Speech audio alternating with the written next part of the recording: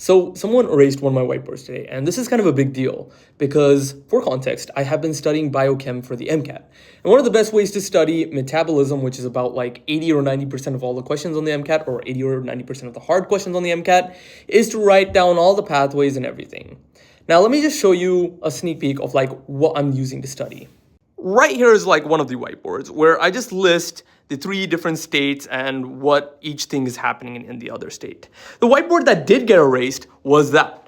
Now this looks like a monstrosity, as you can see. All of the reactions, there are a couple missing and I am planning to add them. For example, the ketone body one, I just wrote that as placeholders. I definitely have to add more to that. But it took a solid 3 hours to make this. So that was a little rant about me studying MCAT. I've been doing that for the past 3 hours. I also was able to watch a 2-hour lecture, and I've been looking at some Ninja Nerd metabolism videos just to supplement what I'm doing up there. That is supposed to be memorized.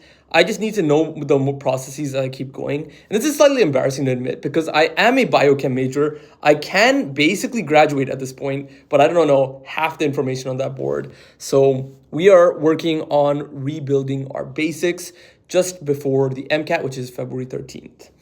On the other side of things, there is, of course, other work I have to be doing. Classes start on January 5th, and I do have a homework assignment due on the first day of classes. And it's about 20 problems of like math problems, and honestly, I haven't touched it, and I kind of should be touching it. The other stuff is just volunteering stuff and research.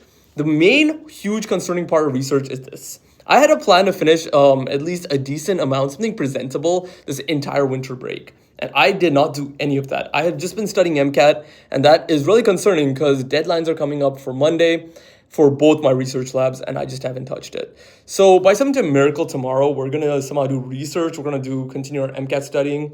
But that's how things have been looking, and that isn't exactly ideal.